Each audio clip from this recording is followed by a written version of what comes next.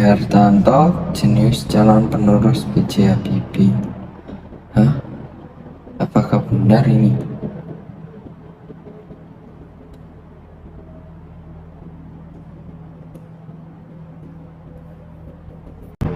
Wah, ada calon penerus B.J. Habibie nih.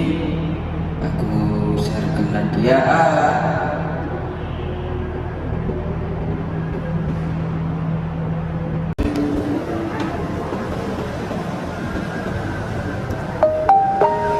Aduh Munif, kirim berita apa nih?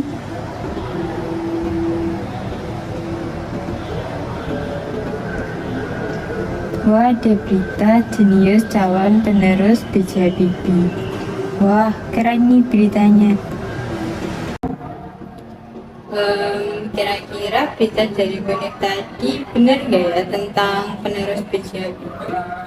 Mendingan aku baca dulu deh.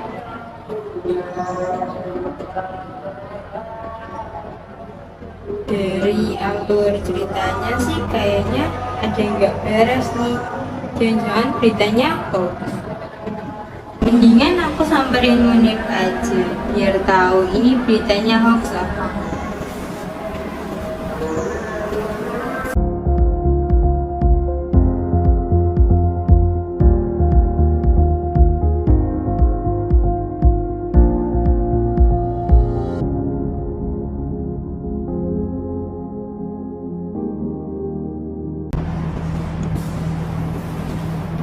Nif, kamu tadi ngirim berita apaan?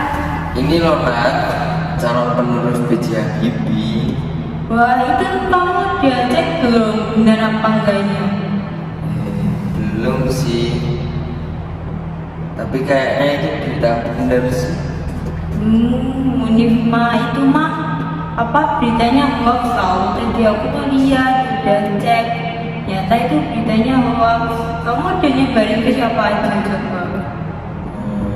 Baru ke kamu doang Nat. Yaudah syukur deh.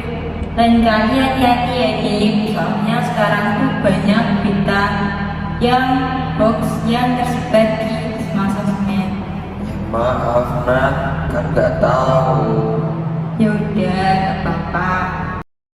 Nah, dari tayangan tadi, siapa nih yang masih kayak Munif yang suka nyebarin berita tanpa dicari tahu terlebih dahulu apakah berita itu benar atau hanya sekedar berita hoax atau berita yang belum tentu kebenarannya.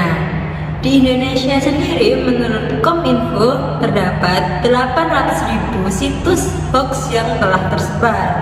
Menurut kalian, apa sih faktor penyebab hoax itu? Nah, faktor apa aja sih yang mempengaruhi munculnya berita hoax? Yang pertama, kesenangan belaka, yang mana oknum penyebar berita hoax ini membuat dirinya merasa senang dengan menyebarkan berita tersebut.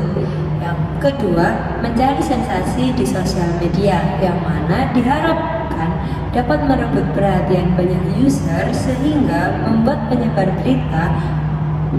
berita yang terkesan sangat lebay. Yang ketiga, untuk mendapatkan uang, yang mana penyebar berita biasanya bekerja sama dengan oknum lain untuk mendapatkan uang lebih banyak. Dan yang keempat adalah back campaign atau menyudutkan pihak satu dengan pihak lainnya. Hal ini biasanya terjadi pada saat pilkada, pemilu, ataupun pilpres. Lalu, bagaimana sih caranya kita mengenali bahwa berita itu berita hoax atau bukan? Yang pertama adalah kita bisa melihat dari situsnya. Jika situs tidak jelas atau domainnya tidak jelas, sudah dapat dipastikan bahwa itu berita hoax. Yang kedua adalah tidak ada tanggal kejadian. Dan yang ketiga, tempat kejadian tidak jelas atau rancu.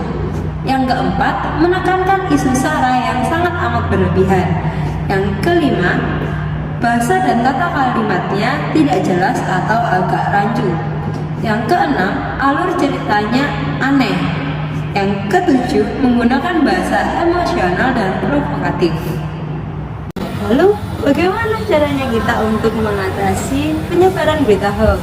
Salah satunya adalah dengan cara membaca kritis. Apa sih membaca kritis itu?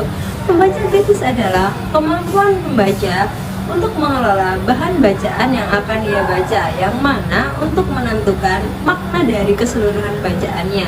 Jadi, buat kamu yang membaca berita atau konten apapun, jangan langsung disebar ya. Cari tahu terlebih dahulu apakah berita itu valid atau tidak. Jika kamu merasa janggal dengan berita tersebut, jangan disebarkan kemanapun, cukup berhenti di kamu.